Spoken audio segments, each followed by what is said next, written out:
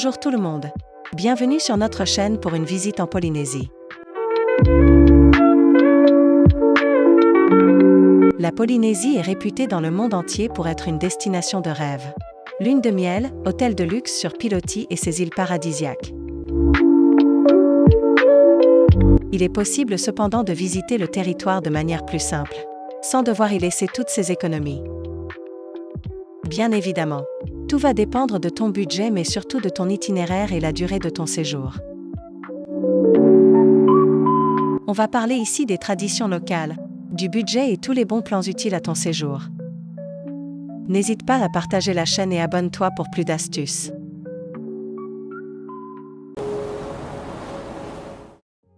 La Polynésie est un territoire d'outre-mer français, composé de plusieurs îles réparties sur 5 archipels. Les îles de la Société, les Marquises, les Tuamotu, les Australes et les Gambiers. C'est un véritable paradis tropical connu pour ses lagons cristallins, ses montagnes volcaniques et ses plages idylliques. Ce n'est pas seulement un lieu de beauté naturelle exceptionnelle, c'est aussi un territoire riche en culture et en traditions. Commençons par leur danse traditionnelle tahitienne, célèbre pour ses mouvements de hanches rapides et gracieux.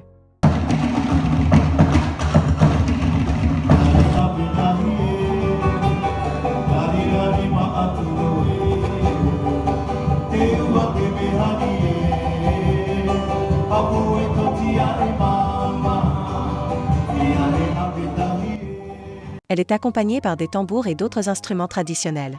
Ils appellent ça le Pori Tahiti.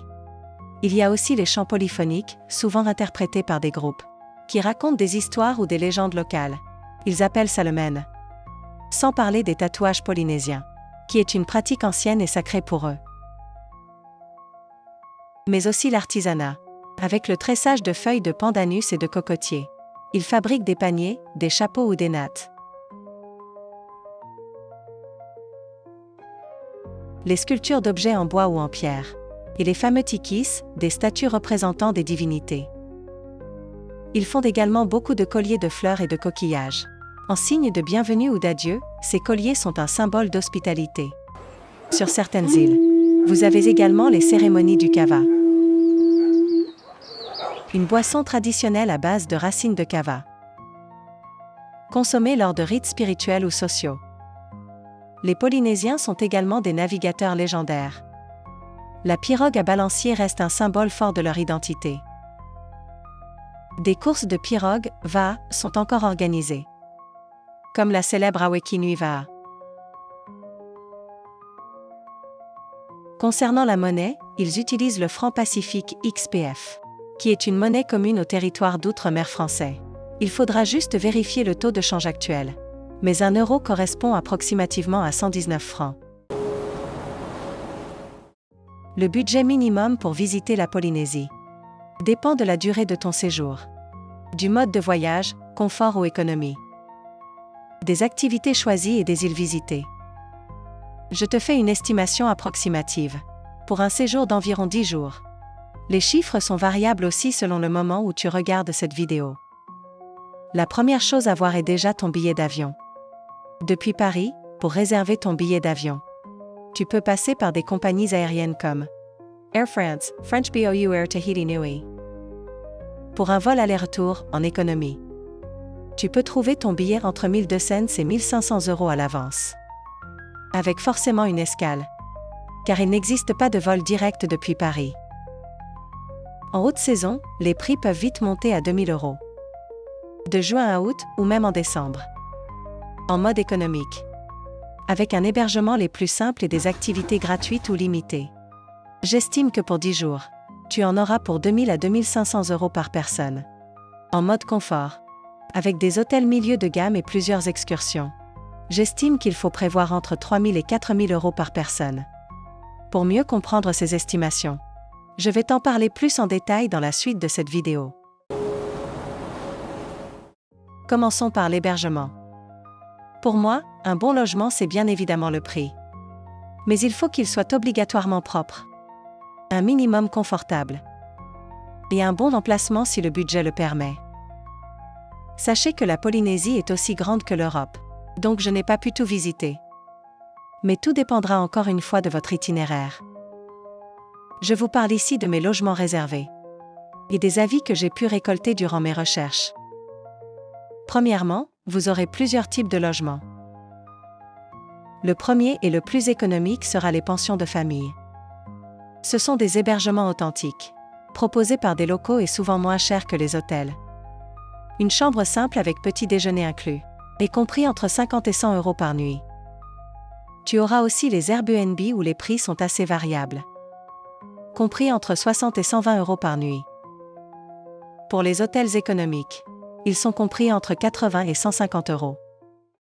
Tandis que les plus luxueux, tels que les suites ou les chambres sur pilotis, te coûteront entre 300 et 1500 euros la nuit. Tu trouveras également des campings, mais c'est assez rare et souvent à partir de 20 euros. Je vais donc te parler des logements que nous avons réservés, et ce que nous en avons pensé. À notre arrivée à Papeete, la capitale de la Polynésie, nous y sommes restés qu'une seule nuit comme transit. Nous avons séjourné à l'hôtel Saranui. Y avons payé 12 510 francs, soit 105 euros pour une nuit. C'était un bon rapport qualité-prix. L'hôtel est simple et surtout bien placé. Il est à 10 minutes de l'aéroport en voiture. Et à 10 minutes à pied, tu y trouveras le port, le ferry ou bien le marché de Papeete. Pour une nuit, c'était suffisant pour nous, et nous le recommandons comme nuit de transit. Ensuite, nous sommes partis sur l'île de Moorea pour 3 nuits. C'est une île située à 17 km de Papeete. Assez proche et donc très économique pour les petits budgets. Tu pourras t'y rendre par ferry avec un trajet de 30 à 45 minutes. Le moins cher est le plus commun, mais aussi en avion avec 15 minutes de vol mais plus cher. Nous avons séjourné à l'hôtel Kafka, dans des bungalows avec un accès direct à la plage. Si tu réservais par Booking avec petit déjeuner inclus, le petit déjeuner était correct. Attention, il ne s'agit que d'un basique. Pour le buffet continental, tu devras ajouter un supplément de 3000 francs. La terrasse et le ponton du restaurant offraient une belle vue. La chambre était spacieuse. Nous avons trouvé qu'il manquait d'ambiance ou d'activité dans l'hôtel. La connexion Wi-Fi n'était pas terrible, comme partout d'ailleurs.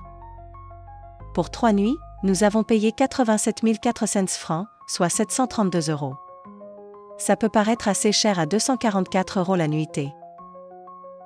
Mais la chambre avait un accès direct à la plage, ce qui peut justifier le prix. Et c'était très calme. Pour se reposer et se détendre, c'est parfait. Par contre, si vous êtes plutôt fêtard ou sorti, on s'ennuie vite et il n'y a pas trop d'activités proposées. Nous sommes ensuite partis sur l'île de Hua Hin en avion avec Air Tahiti, avec une durée de vol de 40 minutes environ. Vous pouvez également vous y rendre en ferry, mais c'est assez long avec 8 à 10 heures de bateau. Nous avons séjourné au Royal Hua Hin pour 3 nuits, et avons réservé une chambre sur pilotis pour un montant de 96 444 francs, soit 798 euros. Si tu veux tester les pilotis et que tu as un budget limité, il s'agit de l'hôtel à essayer. Il s'agit du meilleur tarif possible, car une chambre sur pilotis coûte environ 6 cents à 2500 euros la nuit selon les îles. Et pour vivre cette expérience à faible budget, le Royal Hua Hin est parfait. Le personnel était accueillant. La chambre était spacieuse et propre avec un accès direct à l'eau.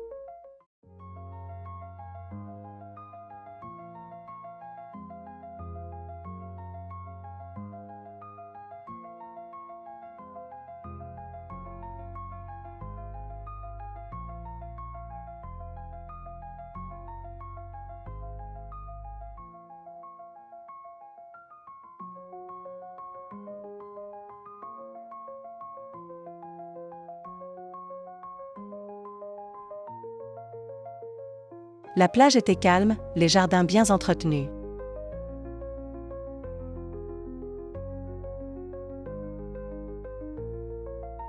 Il propose également une navette gratuite vers la ville.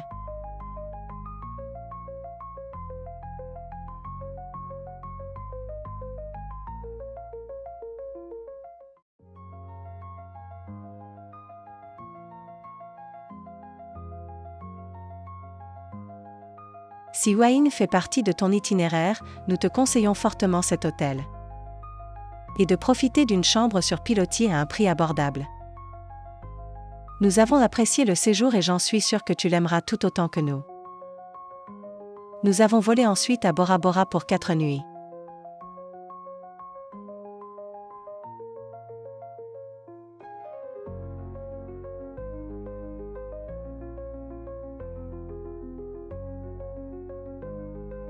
Nous avons séjourné au Oaoa Lodge pour un montant de 94 000 francs, soit 788 €. La chambre au bord de l'eau était grande et spacieuse et le personnel était accueillant. Nous avons également apprécié la terrasse avec la vue sur la mer. Mais contrairement au pilotis, il n'était pas possible de se jeter à l'eau. Il ne s'agit que d'une terrasse mais très agréable au réveil.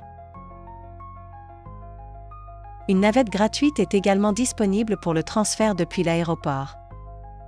Nous recommandons également cet hôtel pour leur gentillesse et le bon rapport qualité-prix.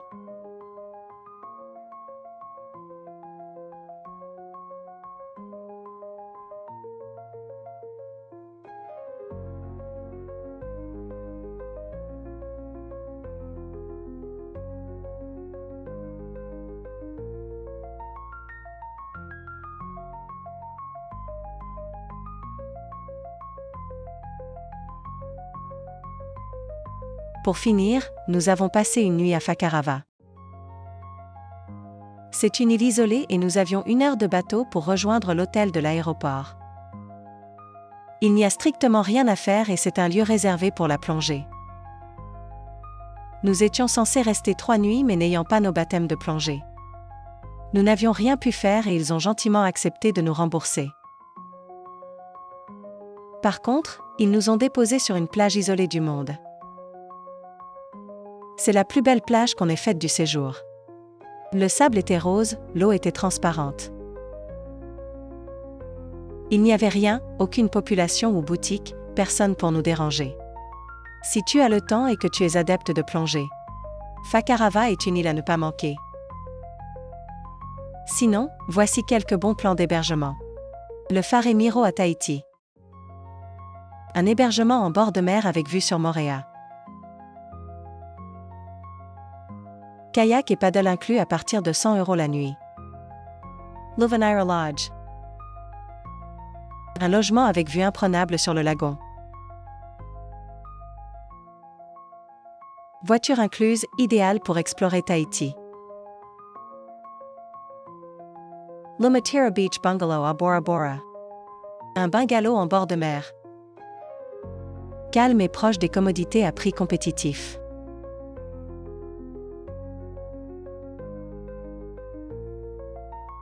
Kuwan Bungalow à Bora Bora. Un hébergement charmant avec vue sur plage. Idéal pour une expérience sereine au cœur de Bora Bora.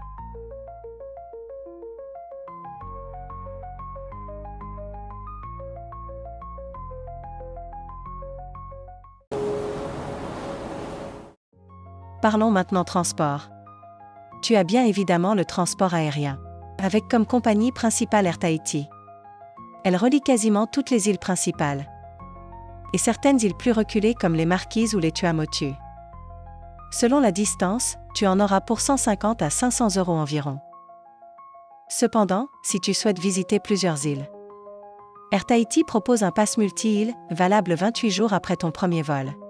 Les vols sont des allers-retours depuis Tahiti, compris entre 350 et 1400 € selon les zones que tu choisis. Il faut par contre s'y prendre à l'avance. C'est quand même soumis à réservation et selon les disponibilités. En deuxième, tu auras le transport maritime pour les îles les plus proches.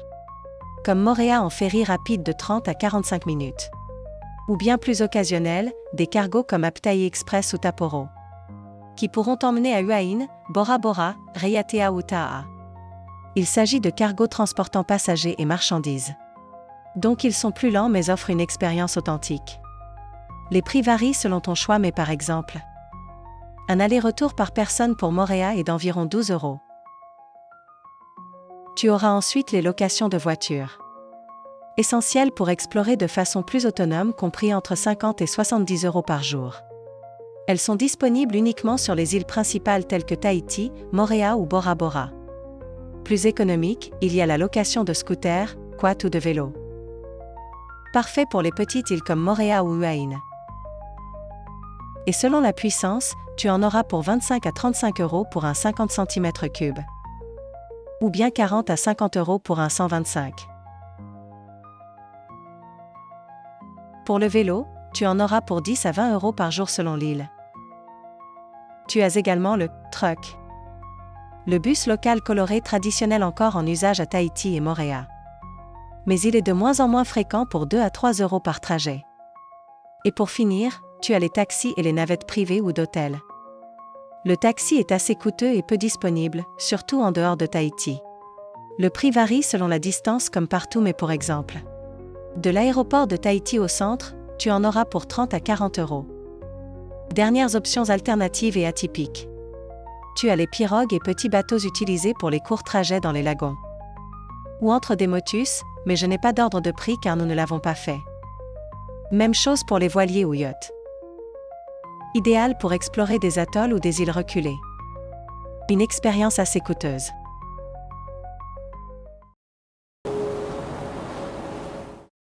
En ce qui concerne la cuisine locale, la Polynésie offre une cuisine riche et variée, influencée par ses traditions locales et les apports européens et asiatiques.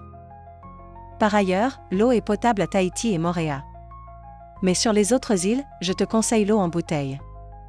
Je te donne un aperçu des spécialités locales et des bons restaurants à découvrir. Le poisson cru au lait de coco. Plat emblématique et souvent préparé avec du thon mariné dans du jus de citron. Mélangé à du lait de coco, des légumes et servi frais. Le poulet fafa. Un poulet mijoté avec des feuilles de taro similaires aux épinards et du lait de coco. Lomai Tahiti. Un repas traditionnel cuit lentement dans un four tahitien creusé dans le sol. On y prépare du porc, du poulet, des légumes locaux comme le taro, l'uru, fruit de l'arbre à pain ou la patate douce. Le tout enveloppé dans des feuilles de bananier. Le Firai Firai. Un beignet sucré en forme de huître, souvent consommé au petit déjeuner. Le pain coco. Un pain moelleux au goût légèrement sucré grâce à la noix de coco. Le poe. Un pudding fait à base de fruits locaux. Bananes, papaye ou potiron, de farine et de lait de coco. Cuit dans des feuilles de bananier. Les fruits tropicaux tels que l'ananas, la papaye, la banane, la mangue, le pamplemousse, la noix de coco ou le fruit de la passion. Servi souvent frais ou dans des jus et cocktails. Tu trouveras également une présence française. Avec les boulangeries, les fromages et charcuteries. Mais les protéines les plus présentes restent tout de même les fruits de mer et le poisson. Avec le thon rouge, le mahi-mahi et plein d'autres. En termes de boissons locales, tu y trouveras le hinano, la bière locale. Le vin de Tahiti produit dans les Tuamotu à partir de raisins cultivés sur des atolls. Et le rhum local, souvent aromatisé avec des fruits ou des épices. Voici une liste de restaurants que nous avons pu essayer. Et y avons trouvé un bon rapport qualité-prix. À Tahiti, les roulottes de papaete. Ce sont des food trucks proposant des plats locaux. Grillades et poissons frais pour 10 à 15 euros par personne. Le Snack Mahana, un petit restaurant en bord de plage réputé pour son poisson cru.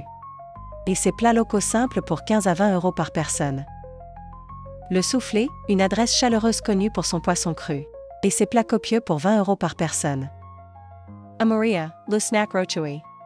Un restaurant local très apprécié pour ses plats de poisson cru. Et ses assiettes généreuses pour 10 à 15 euros. Le Coco Beach, accessible en bateau car c'est un restaurant situé sur un motu, qui propose des plats frais et des grillades pour 20 à 25 euros. À Bora Bora, le Snack Matira en bord de plage. Ce snack offre des plats locaux de 15 à 20 euros.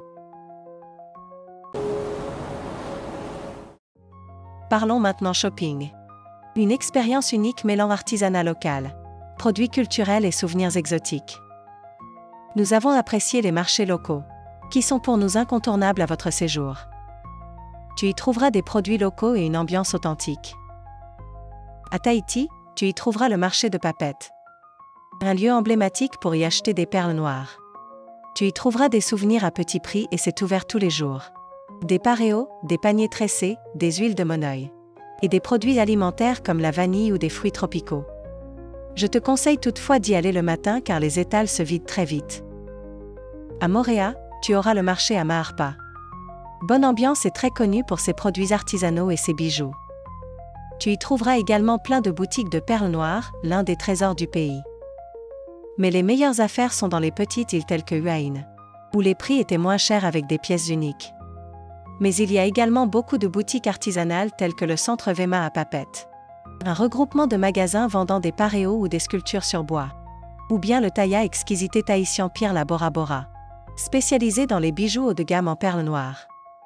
En termes de produits locaux et cosmétiques, je te conseille d'acheter de l'huile de monoï qui est beaucoup moins chère qu'en France, ou les savons artisanaux, fabriqués à base de monoï, de noix de coco ou de fleurs locales. Tu y trouveras aussi la vanille de Tahiti, considérée comme l'une des meilleures au monde. Vous pouvez l'acheter dans les marchés ou directement chez les producteurs. Tu as aussi ces centres commerciaux comme le Polynesia Center à Tahiti, avec des boutiques de mode locale, de souvenirs et des produits artisanaux. Ou Carrefour pour y faire des courses alimentaires, proposant également des rayons de souvenirs locaux. Pour le haut de gamme, tu peux les trouver dans les boutiques des hôtels de luxe ou la galerie Winkler à Papeete. Concernant les activités à faire, la Polynésie est une destination offrant une multitude de choses à faire. Allant de la détente sur des plages paradisiaques, aux aventures culturelles et sportives et donc pour tous les budgets. Pour des activités gratuites ou économiques, tu pourras y faire de la randonnée, te détendre à la plage, faire du snorkeling, du kayak ou paddle. À Tahiti, tu as de belles randonnées allant vers la vallée de Papeenu, les cascades de Farume ou le mont Aoré. À Moorea, les sentiers du col des Trois Cocotiers offrent des panoramas spectaculaires. À Bora Bora, tu peux monter au sommet du mont Paya ou du mont Votemanu pour une vue imprenable sur le lagon. Tu peux également te baigner dans les cascades et rivières, comme celle de Vepo à Nuku'iva qui est connue mais que nous n'avons pu essayer. Tu peux visiter des maraïs, ces anciens lieux de culte polynésiens, ou assister à des spectacles traditionnels de danse.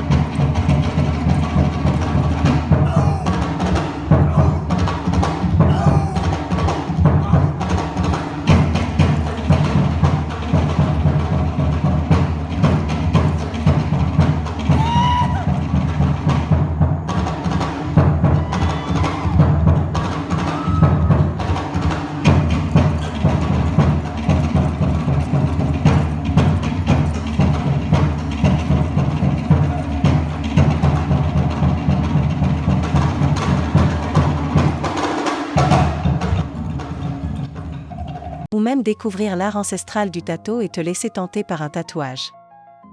Visiter des plantations pour découvrir les fermes perlières, la vanille ou les coquillages. Concernant les excursions en bateau ou en plongée, ils sont d'environ 50 à 100 € par activité. Tu peux également y passer ton baptême de plongée, allant de 65 à 100 € selon les îles, mais tu dois être en bonne santé.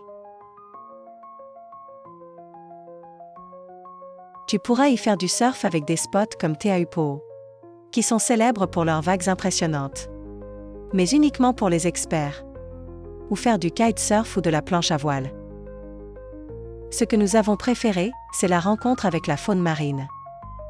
Observer et nager avec les baleines. Attention toutefois à la période, souvent de juillet à octobre. Voir les dauphins sauvages nager à côté de toi pendant tes trajets bateau. Ou bien nager avec les raies et les requins où tu peux les approcher et les toucher.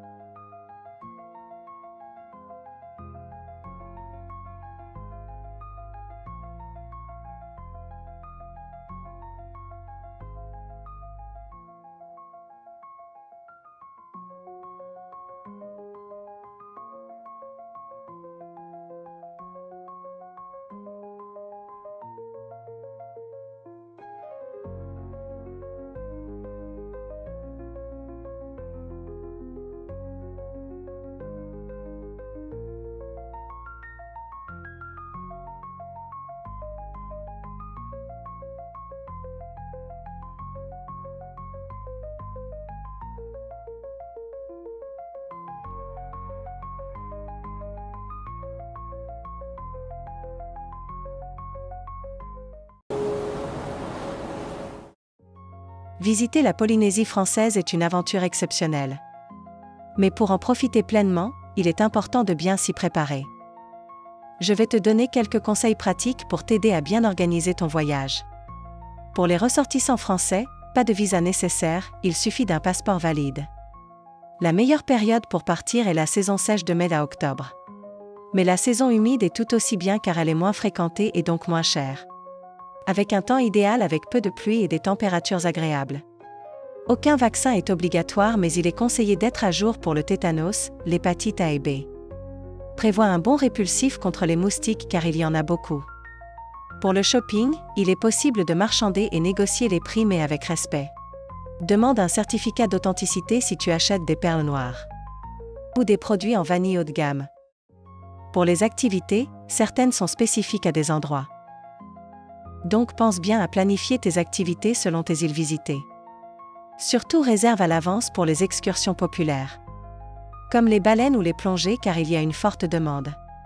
Concernant les vêtements, prends des choses légères et décontractées. Comme des shorts, robes et paréos et peut-être un pull ou un coupe-vent léger. Pour les soirées fraîches ou les excursions en montage. Pense aussi à ta crème solaire haute protection car le soleil est intense. Un chapeau ou une casquette. Et même s'ils en prêtent, un masque et tuba ou des palmes pour l'hygiène. N'oublie pas un sac étanche pour protéger tes affaires ou ton téléphone. Pour les prises électriques, ce sont les mêmes qu'en France. Pour faire des économies côté nourriture tout en mangeant bien. Privilégie les marchés locaux, les roulottes ou les snacks locaux. Évitez les restaurants trop touristiques. Pour le transport, la location de scooters reste la plus pratique et la plus économique. Car les scooters consomment peu, environ 5 € par plein, l'assurance est souvent incluse. Une caution peut être demandée de 3 cents à 500 € par carte bancaire. Il n'y a pas besoin de permis pour les petits cylindrés. Si tu veux un modèle plus puissant, il te faudra le permis moto. Faites attention car certaines routes peuvent être étroites. Prévois quand même un peu d'espèces pour les petites îles ou marchés locaux. Même si la plupart des hôtels, restaurants ou boutiques acceptent les cartes de crédit. Les forfaits téléphoniques européens ne fonctionnent pas donc prévois une carte SIM. Le Wi-Fi est disponible dans les hôtels mais il est très limité sur les îles isolées. Si tu souhaites réduire ton budget, concentre-toi sur 1 ou 2 îles maximum. Il n'est pas nécessaire de faire plusieurs îles si ton budget est limité.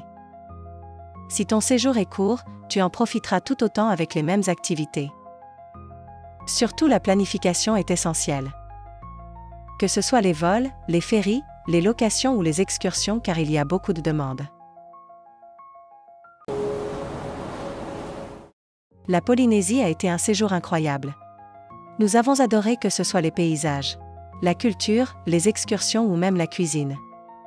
Si tu n'as pas idée où voyager, sache que la Polynésie en vaut le coup et si nous devions y retourner.